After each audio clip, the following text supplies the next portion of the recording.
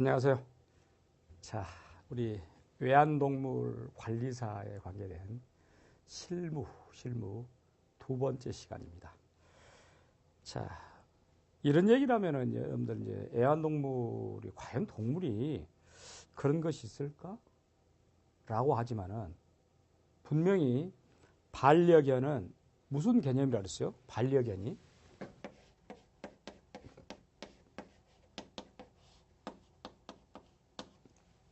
여러 차례 이야기합니다만은 반려라는 것 자체가 물론 강아지, 개지만은 반려란 측면에서는 늘 가족의 개념이다. 가족이다. 그러면 가족의 서열이 아까 말했잖아요. 서열이 가장 높은 데 있는 것이 집에서 이제 아버지, 어머니 두 사람이 한 사람이겠죠. 서열이.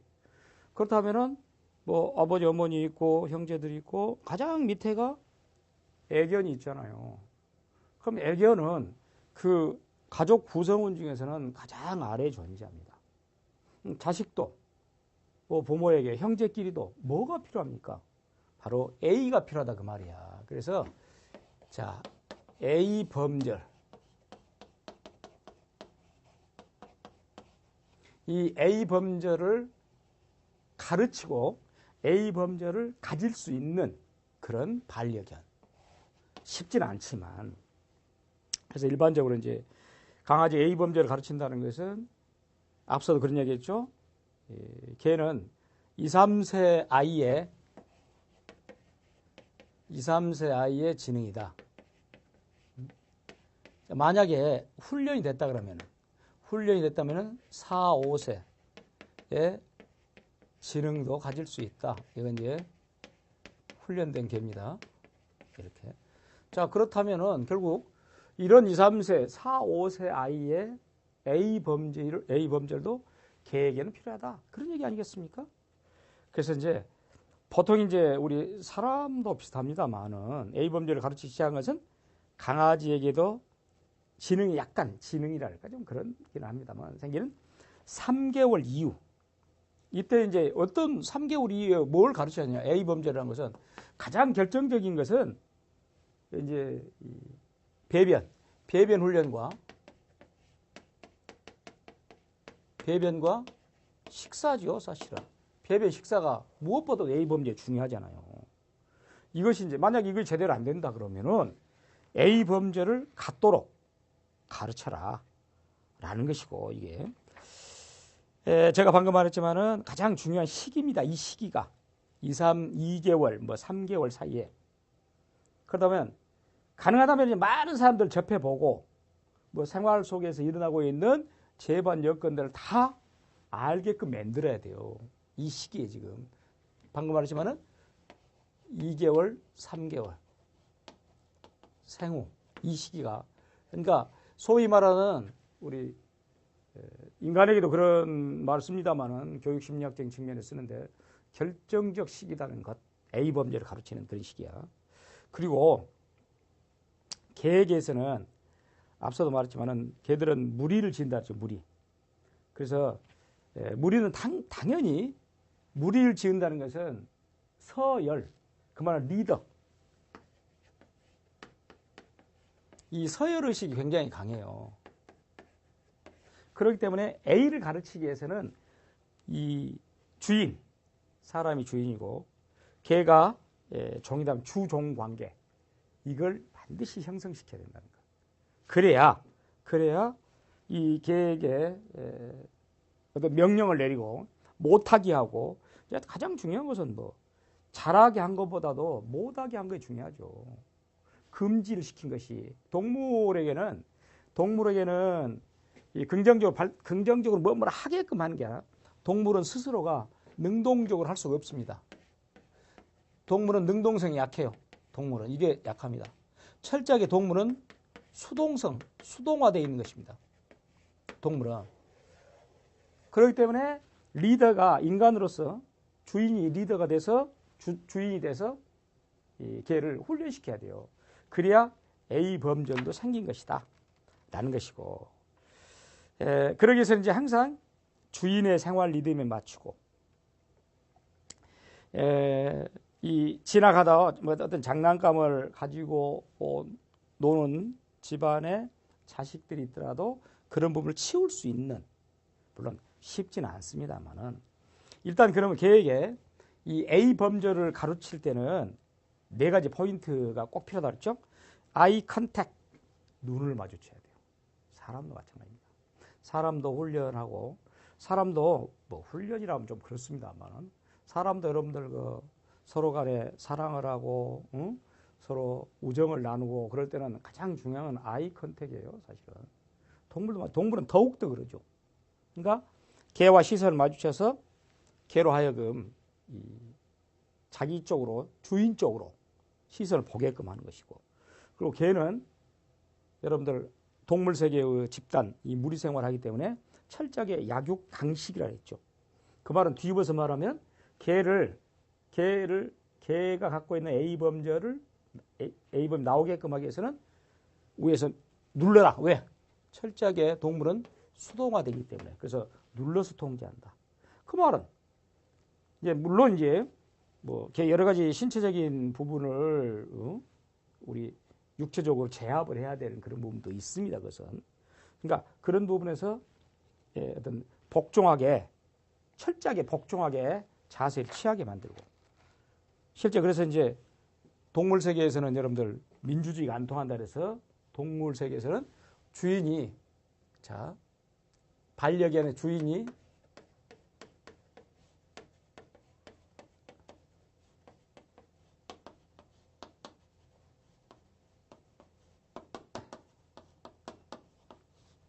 이런 부분이 있어요.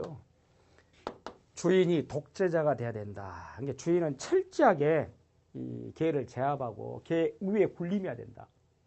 라는 것이죠.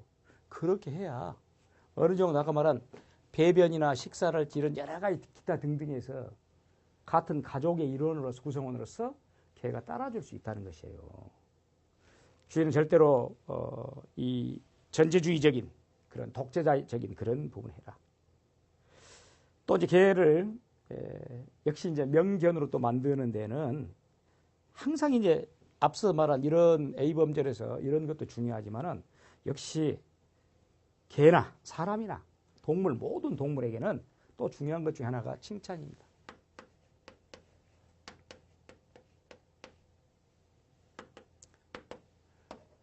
여러분들 이런 얘기 있죠? 칭찬을 하면 고래도 춤을 춘다라고 말하죠. 물론 개에게 칭찬할 때는 뭐 쓰다듬은 것도 좋습니다. 상냥하게 이렇게 그 스킨십 한 것도 좋지만은 철저하게 동물에게 있어서 칭찬은 결정적으로 뭐겠습니까? 상품, 먹이를 주는 것입니다. 가장 중요한 것은 상품으로서 먹이를 주는 것 이상 없어요. 이게 가장 중요해요. 그리고 항상 여기 칭찬만 한다 그래서 모든 게 이루어진 건 아닙니다. 만약 개가 잘못할 때는 또 준엄하게 꾸짖고 혼내는 것도 있는데, 일단은 우선적으로 할 것은 상품으로서 이 먹이, 칭찬이 중요하다는 것이죠, 사실은. 그러나 잘못됐을 때는, 예컨대 이제 뭐 소변을 잘못 봤다든지 대변을 잘못 봤다든지 딱 정해진 곳에 배변을 해야 되는데, 또 이 데리고 다닐 때도 여러분들 딱 걔가 길 한가운데서 이렇게 배변하면 안 되죠. 우리 여러분들 개 오줌 누는 것은 잘 봤지만 전봇대에다 한 다리를 들고 싼다 이런 말 하잖아요. 그러니까 그래서 이제 개만의 고유의 그런 배변 배뇨 습관이 있어요. 그렇게 하고, 또 역시 이제 중요한 것은 또 칭찬과 더불어서 꾸짖기도 하고, 또 개에게 중요한 것은 또 뭐라 할수요? 독재자가 돼야 되니까 명령도 중요합니다. 이렇게 하게끔 한다. 항상 수동적이라니까 동물은. 더 강한 의조로, 발음도 강하게, 아주 부드럽게 하게 되면은 쉽게 말하면 우리 표현 좀 그렇습니다만은 말 잘 안 들어 올라타.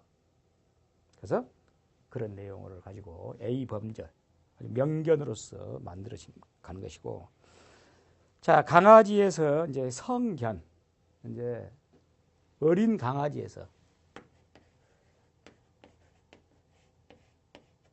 성견이라는 것은 이 큰 개가 된다. 이 과정을 또 살펴봐야 되겠죠. 그러니까 개는 대략적으로 이 성장 기간이 뭐 길어야 4, 5년입니다만은 어떤 개들은 정도에 따라서는 2년 내지 3년 키우면은 이 정도 기간이면 성견으로 충분합니다. 근데 이제 그 성견이다라는 걸 제대로 모를 수가 있죠. 그러면 이제 개가 얼마나 잘 큰가라고 했을 때 주로 여러분들 이제 뭐 우리 인간도 그래요. 인간도 이 커가는 과정을 보면은 영아기 막 태어나서 1세 이전 그때 굉장히 잘 큽니다. 많이. 그러다 유아기 때 조금 더듬게 키다가 청소년 때 많이 커요. 인간은 그렇습니다. 근데 개는 부쩍 이 한 3개월에서 6개월 이때 많이 큽니다.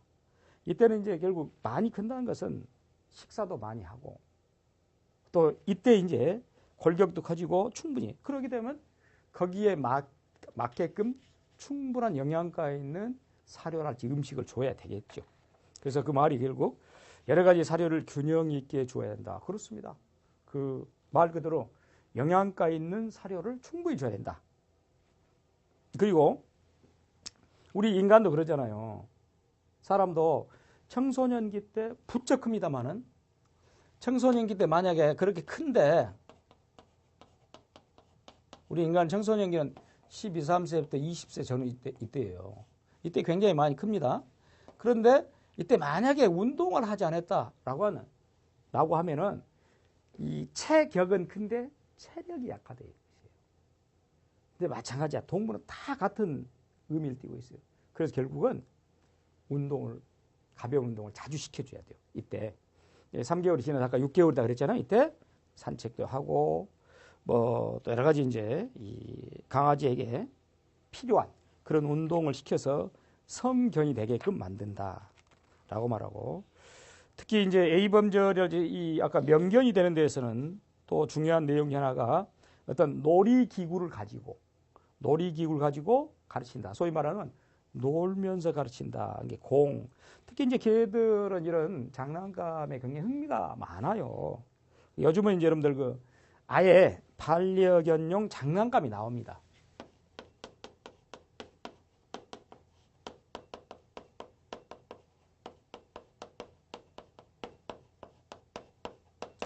이런 반려견용 장난감을 활용해서 이 부분을 활용해서 충분히 이 훈련시키고 소위 말하는 놀면서 가르치는 그런 개념을 하다 보면은 걔가 아주 이제 앞서 말했듯이 A 범죄를 갖추는 그런 명견이 된다.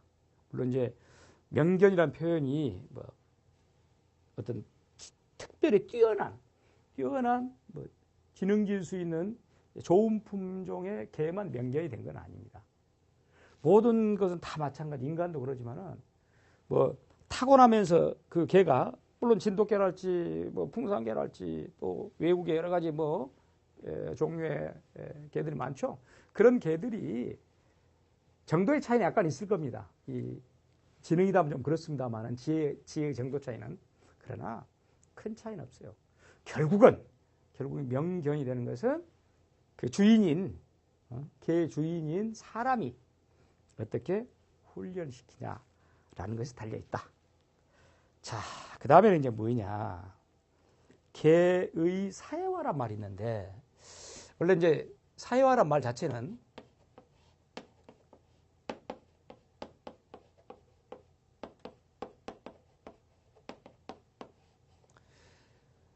이 사람 사이에서 쓰는 말이 사회화입니다.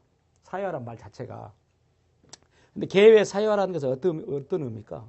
역시 앞서 말했지만 반려견은 가족의 일환이다. 그 말은 가족의 일환이라는 것은 가족이라는 사회 속에서 존재한 것이다. 그럼 개의 사회화라는 것도 또 어떤 맥락입니까? 말 그대로 개가 인간과 더불어 사는 그곳에서 어떤 조그만 조직입니다만 가족이란 조직이죠. 조직 속에서 조직의 문화, 그 가족이 갖고 있는 문화 속에 녹아들어야 돼요.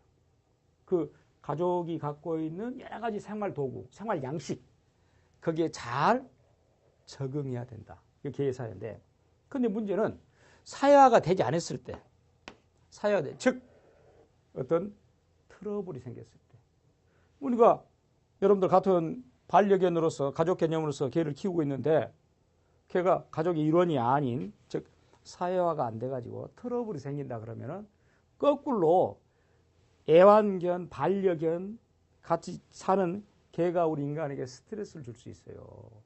그렇기 때문에 개와 함께 어떤 트러블이 생겨서는 안 된다라고 이야기를 하는데, 그 트러블의 원인, 물론 어떤 원인이 있을 것이고 거기에 또 해결책도 있습니다만은, 뭐 우리 집 개는 말을 잘 알아듣지 못해요. 역시 잡종은 멍청하다니까요. 세퍼트는 경찰견인데도 어째서 주인이 나를 무는 걸까요? 뭐 여러 가지. 우리 집 개는 짖거나 개주를 마음대로 끄는 걸까요? 이런 말을 한다. 모두 개가 나쁘다고. 그런데 이런 트러블의 원인, 이 인간과 같이 반려견으로서 가족의 구성원으로 사는데 이 개가 사람과의 트러블이 생길 때 그 원인은 전적으로 누구에게 있을까요? 인간에게 있습니다. 개에게는 없어요. 개에게는 없습니다. 그 말은 개에게는 책임이 없다는 거예요. 트러블 책임이.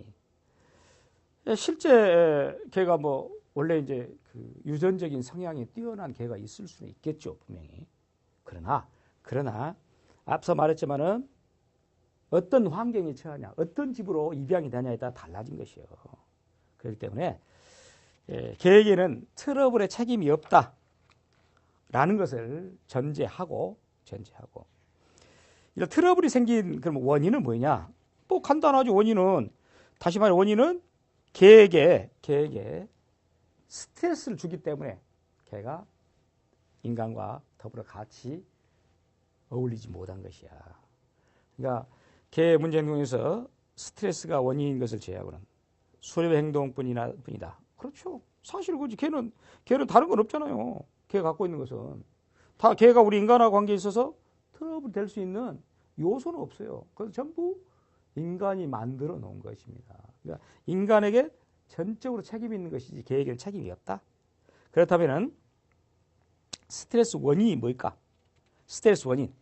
자, 스트레스 원인은 결국은 문제 행동이 될 것이며, 무엇이 개에게 스트레스가 쌓였기 때문에 개가 인간하고 같이 잘 어울리지 않은 이른바 개와 인간과의 어떤 트러블이 생긴 것이다라는 것인데, 그럼 무엇이 스트레스냐? 물론 원인이 많겠지만은 가장 이제 이 개 스트레스의 제1 원인으로서 꼽은 건 뭔지 압니까? 가장 제1 원인으로 꼽는 것은 개의 운동 부족입니다.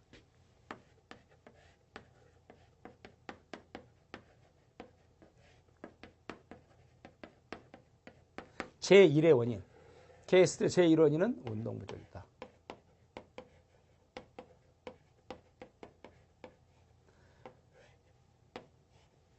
왜 그러냐면은 원래 제가 이 얘기를 했잖아요.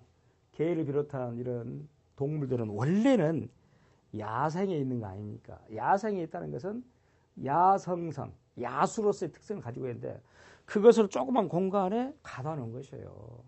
그러다 보니까 운동 부족이면 스트레스, 이렇게 생각하면 돼요, 여러분들.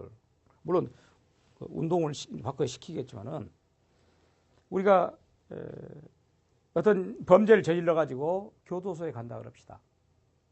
특히 제가 늘상 그런 얘기를 잘합니다. 재벌들 보죠, 재벌들은 어떤 일로 인하여 교도소 가면 다 어떻게 합니까? 휠체어를 타죠. 저는 100번 이해가 됩니다. 왜 그런 줄 압니까? 그네들은 우리와 달리 많은 물질적인 부분으로서 자기가 누릴 수 있는, 향유할 수 있는 걸 다 누렸을 거 아닙니까? 어디를 못 갑니까? 돈이 많으면 세계 도처에 좋다는 거 다 갈 수 있겠죠. 맛있다는 거 다 먹을 수 있을 거 아니야. 그런데 어느 날 갑자기 한 평, 두 평짜리 공간에 갇힌 것이야. 얼마나 스트레스 받겠어요. 그냥 원래가 좁은 집에 사는, 우리처럼 이런 좁은 집에 사는 사람들은 스트레스 안 받아요. 들어가더라도. 그 사람 받을 수밖에 없어. 똑같은 맥락이에요. 이 동물 같은 경우는 이 세상 천지가 자기 운동 반경이잖아요. 그런데 그것을 좁은 공간에 집어넣으니까 결국 개와 우리 인간의 트러블의 가장 결정적인 스트레스다. 그 스트레스의 가장 결정적인 운동 부족이다. 그렇습니다. 그것 말고는 없어요. 물론 이제 그런 운동 부족이 결정적인 원인이고 그 밖에 또 스트레스는 애정 과다도 스트레스다. 애정 과다.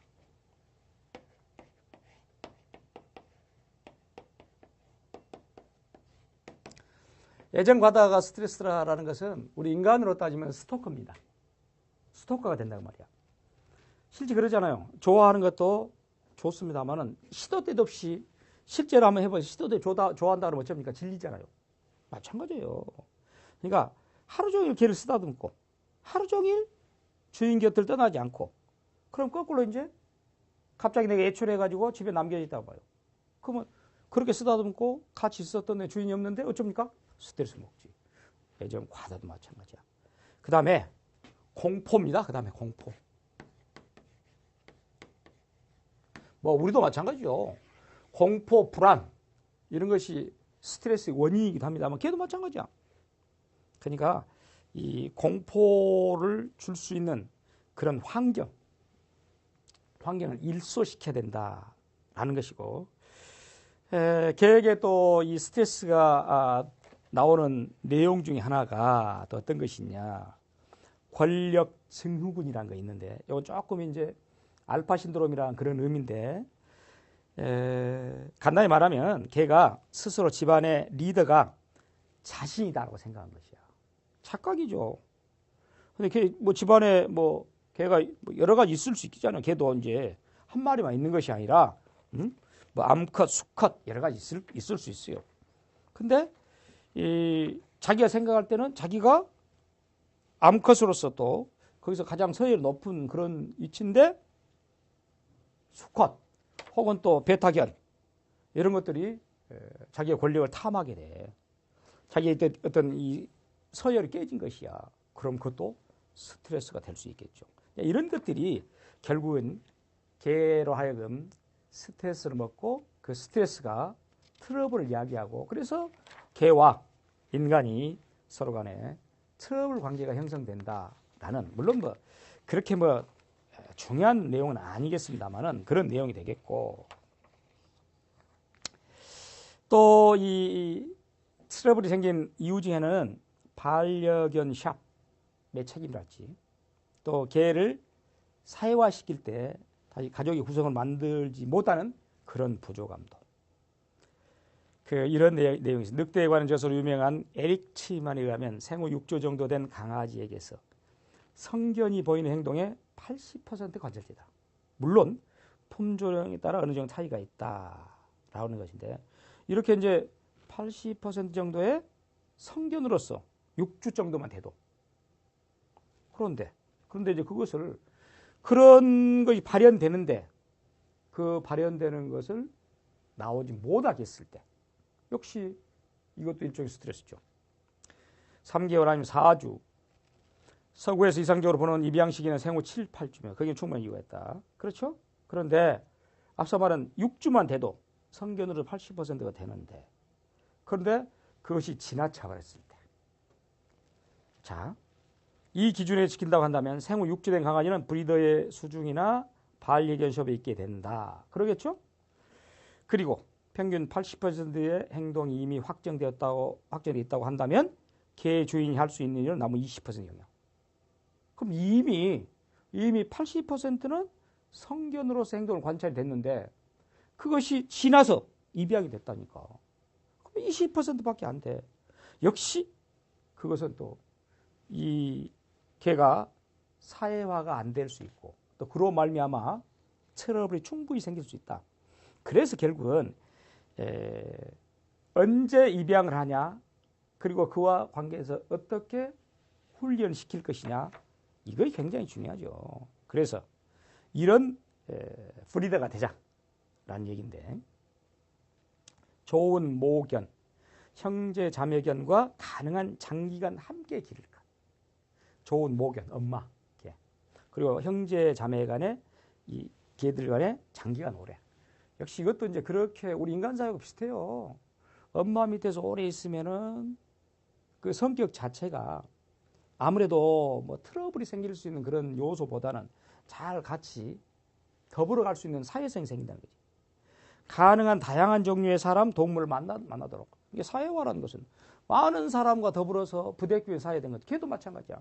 가능하다면 개가 접촉할 수 있는 많은 사람. 또 여러 가지 소리, 여러 가지 사물에 익숙해지도록 해주자. 아무래도 이제 개는 굉장히 후각이나 청각에 예민합니다. 그러다 보니까 이 후각적인 시각적인 건 그시겠지만은 후각이나 청각에 예민하기 때문에 소리랄지 이런 부분에 많은 부분에 노출되도록 해서 거기에서 무뎌지도록 하는 것이에요. 무뎌지도록 한다는 것은 그만큼 스트레스를 안 받게 만들자는 것이지. 그렇게 말하는 것이고. 또 물론 반려견 샵 그것도 중요하죠. 이런 내용이죠. 낮 동안 개는 진열장에서 지내기 때문에 걱정하지 않아도 되겠지만 영업시간 이후에는 건강한 개들끼리 놀게 하고 소음을 들려주고 자동차 등 소리 등을 보여주는 사회화를 시키는 걸 좋아한다. 그렇죠. 이런 반려견 아까 말했지만 많은 소리 많은 사물에 익숙하도록 하자. 이렇게 말하고 특히 이제 강아지를 데리고 올 때는 7, 8주 되는 것을 최적의 시기로 여긴다. 7, 8주. 그래서 그렇게 데리고 와서 그렇게 데려와서 계속해서 사회화가 되도록 하고 사회화가 되도록 한다는 제가 이야기했습니다. 같이 구성원 이론이 되도록 하고 또 개가 정말 우리 주인이 정말 내가 따를 수 있는 주인이다. 신뢰할 수 있는 주인이다. 라는 걸 일러주고 또 개에게도 물론 아까 수동성이라고 하지만은 그래도 어느 정도는 스스로가 이제 자립심 같은 경우는 배변이나 배뇨나 식사나 이제 이런 부분에서 자립심이 되도록 하고 그렇게 하는 것. 일단은 트러블이 아까 대부분 뭐라 그랬어요? 대부분 트러블은 개 자체가 있는 게 아니라 누구한테 있다고? 인간에게 있다는 것이에요. 주인에게. 그런다면 결국 주인이 바뀌면 그 말이 아니라 주인이 바뀐다는 것은 주인이 지금까지 개의 사육 방법에서 벗어나서 다른 방법을 한다든지 이렇게 고쳐지고 바뀌고 변화되고 그러면은 트러블은 점점 줄어든다라는 것입니다.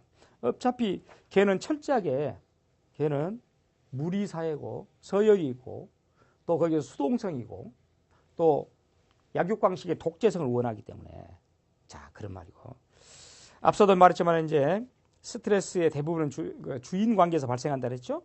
그래서 개가 스트레스를 받지 않게 해서는 앞서 말했던 권력 증후군이랄지 또 자기가 권력증 스스로 개가 자기가 더 위에가 있다 리더다 라고 생각하는 그런 잘못된 생각 그런 것들을 버리게 만들고 그런 것들이 또 개가 만약에 스트레스를 먹은 이유 중 하나는 또 그런 트러블이 되는 것은 잘못해서 자칫 주인에게 내가 꾸중을 받으면 처벌을 받으면 어떨까 또 주인이 개와 잘 떨어지지 않았던 경우 아까 말했죠 계속 쓰다듬고 애정 과다랄지 이런 부분 그래서 산책도 많이 하고 놀아주기도 하고 이런 것들이 결국 개의 어떤 트러블을 없애준 것이다 라고 말합니다.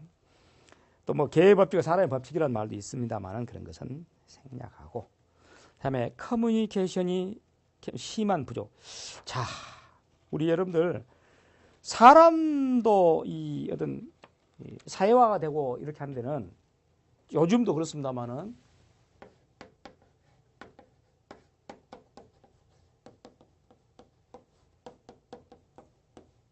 이 커뮤니케이션 이것을 다른 말로 하면은 의사소통이라고 하죠.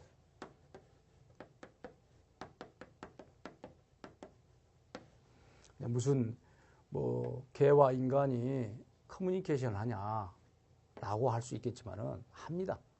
하는 거이고 여러분 사람 사이에서 인간 사이에서 커뮤니케이션이 얼마나 중요합니까? 소통이 안 되다 보니까 여러 가지 많은 문제가 야기되잖아요. 적어도 물론 지금 비단 우리 사회가 상당히 혼란합니다만은 혼란의 이유 중에 하나도 지도자가 자기 밑에 있는 여러 사람들이나 혹은 국민하고 사이에 커뮤니케이션이 안 된 것이에요. 그것은 비단 인간과 인간 사이만 그런 게 아니라 애완견을 반려견을 데리고 사는 관계에서도 커뮤니케이션이 굉장히 중요하다. 이 커뮤니케이션이 안 되면 개와 인간은 트러블이 생긴 것이고 그렇게 되면 제가 말했습니다만 반려견을 같이 살아가는 이유가 없잖아요. 인간사와 똑같습니다. 그러면 동물하고 인간하고 무슨 커뮤니케이션 하냐? 합니다. 물론 대화는 없겠죠. 대화도 뭐 인간이 개에게 자꾸 이제 기르다 보면은 실제 개가 말을 알아듣잖아. 예를 들어서 우리가 개 네이밍, 이름을 지었잖아요. 이름을 지었는데 그 이름 자꾸 부르니까 뭡니까? 우리가 말하면 뭐, 야, 영희, 뭐 순이 해서 순이 일로 와? 오잖아요. 그건 결국 뭡니까? 어느 정도 그래도 커뮤니케이션이 이루어진다. 물론 그런 예들은 많아요.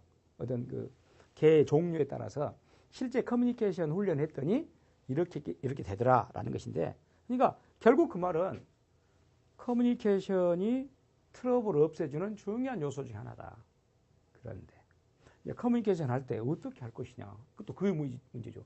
그래서 나온 것이 개의 언어로 대화한다. 이 커뮤니케이션에서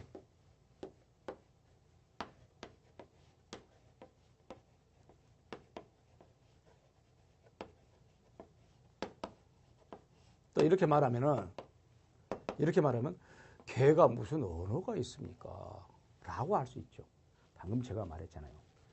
이 개가 갖고 있는 언어라는 것이 제가 아까 말했지만은 실제 우리 인간의 언어는 아니죠.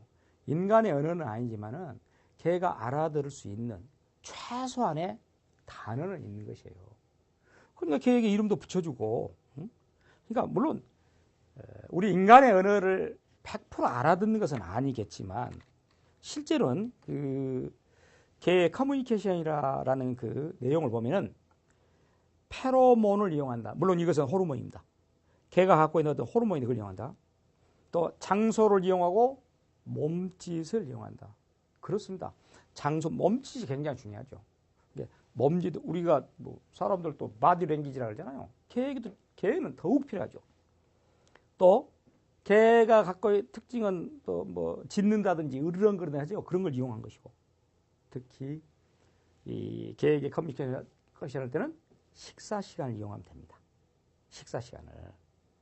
이래서 이제 어떤 개의 커뮤니케이션이고, 물론 사람의 커뮤니케이션도 뭐 비슷합니다만은, 그러더니 또 앞서 말했지만 장소 굉장히 중요하다 했죠. 장소를 이용한다 했고, 몸짓을 이용한다. 자, 개가 아까 말한 우리 인간하고 가장 통할 수 있는 개 방식의 대화는 몸짓이에요. 물론 아까 말한 으르렁거리는 소리도 활용하고, 또 식사 시간을 이용하고. 자, 식사는 서열이 높은 개가 서열이 낮은 개들 지켜보는 가운데 천천히 과시하면서 먹는다. 이렇게 해서 서열이 낮은 개는 높은 개의 식사 끝나면 서둘러 먹는다. 보니까 그러면 그것을 잘 활용하라 그 말이고. 자, 개의 언어 쉽지는 않다 그랬습니다. 근데 사람은 눈치채기 어렵지만은 개의 언어가 있다. 개의 언어를 잘 디테일하게 활용하면 되고. 그래서 결국은 이 트러블이 생기지 않고 개가 사회화가 잘 되게 하는 결론적인 내용, 마지막 내용은 주인이 변하면 개도 변한다. 그런 말입니다.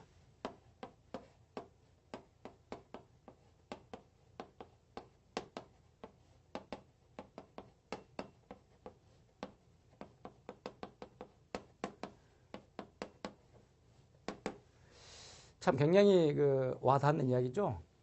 주인이 변하면 개도 변한다. 그 말은 결국 주인이 변해서 개를 변하게 만들어서 어떻게 하자? 트러블을 없애자. 결론이죠. 그러니까 이 변한 방법들은 앞서 말한 여러 가지 그 방법들을 활용해서 하면 되는 것입니다. 자, 사육 방법. 물론 사육 방법을 아까 말했지만은 명견을 만들고 또 개를 사회화시키고 또 더불어서 트러블이 없이 잘 순종하는 개를 만든다. 그럼으로써 반려견으로서 충분한 의미를 띠게 한다. 라고 했을 때는 우리가 지금껏 이 개와 더불어서 했던 방식의 새로운 어떤 고칠 점, 반성할 점, 이런 부분을 한 8가지 본다면, 첫째, 스트레스가 운동으로 충분히 발산되고 있는가? 제가 말했죠. 개의 가장 중요한 것은 운동 부족입니다. 해서 적어도 아침 저녁으로 2, 30분. 또 그래서 토탈 또 성견 큰 개는 30분에서 60분. 이게 하루에 매일 적어도 30분 이상은 운동을 시켜주라. 그래서 이제 그 운동이라는 것은 산책을 비롯한 또 프로그램화된 훈련도 있을 것이고, 이제 이렇게 해서 결국은 운동 발산으로 가는 것이고, 또 이제 이런 여러분들 실제 개가 사육하는 과정에서 굉장히 물론 표현이 좀 그렇습니다만은 그 가족들을 잘 눈치를 본다, 그렇게 말할까? 그러니까 가족들 간에 일단 트러블이 생겼다, 걔도 알아차리더라고 말이야. 그러니까 이 가족들의 프라 이런 것들을 가능하다면은 보여주지 않게 하고, 특히 이제 그 부부간에 어떤 대화랄지 몸짓이랄지 행동이랄지 그것이 불화로 보인다면은 개도 스트레스 받는다라는 것이고, 또 개를 어디에 둘 것이냐, 쉽게 말하면 개의 거처 공간입니다. 이 거처 공간도 굉장히 중요하다는 것이죠. 왜냐하면은 개가 뭐 소파를 자꾸 오르내리게 하냐, 뭐 실제 이제 또 뭐 침실까지 오게 하는 것이냐, 그것도 역시 훈련된 내용으로 가야 돼요. 개라는 것이 아까 말한 그렇게 해서 A 범죄를 할지 그런 부분을 제대로 지키지 않는다면 명견이 될 수 없다는 것이지. 그 다음에 식사는 어떻게 해서 주고 있나. 그러니까 식사는 양과 횟수, 시간 이런 것입니다. 양과 횟수, 시간. 그리고 또 가능하다면은 그 개의 그릇, 밥그릇, 먹는 도구 가능하다면 딱 식사 시간을 정해서 그 시간대가 아니면 치우도록 해줘야 돼요.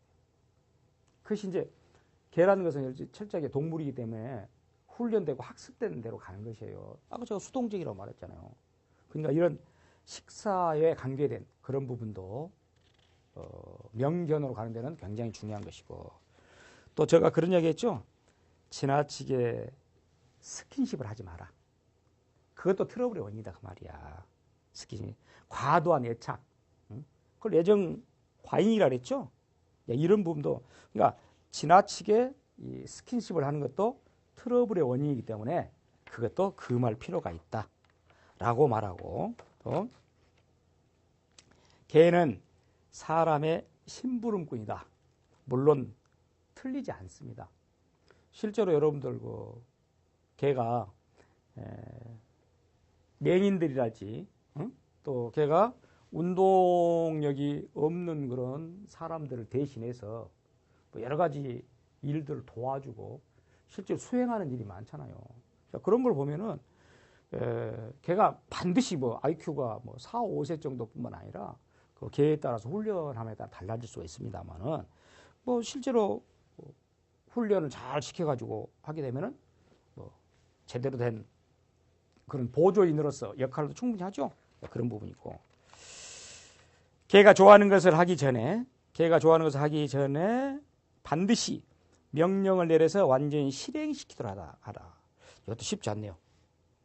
자, 어떻게 하냐? 개가 좋아하는 것을 하기 전에 반드시 명령을 내려서 완전히 실행시키도록. 예컨대 개가 서 있다면 앉아 있으면 엎드려 있으면 앉아. 이런 훈련을 자꾸 한 거야. 자꾸 뭐 공놀이를 한다든지 무슨 먹이로서 상품을 준다든지 이런 여러 가지 방법을 해서 반드시 개가 좋아하는 것을 하기 전에 반드시 명령을 내려가지고 완전히 실행하도록. 그럼으로써 개 자체가 그 사람과의 커뮤니케이션, 소통이 잘 되도록 한다라고 말한 것이고, 또 이제 마지막 파트로서는 주인과의 공동 작업으로 좋은 관계를 만들자. 자, 개와 주인. 물론 반려견은 여러 차례 이야기합니다만 식구라는 개념입니다. 식구라는 개념은 같이 더불어 사는 개념이죠. 그러면 개도 마찬가지로 개도 자기의 주인과 같이 더불어 살고 있는, 또 같이 더불어 살면서 일도 같이 하는 공동 작업을 하면 그런 존재다. 그래서 이제 소위 말하는 연대감 형성이라 그러죠. 그러니까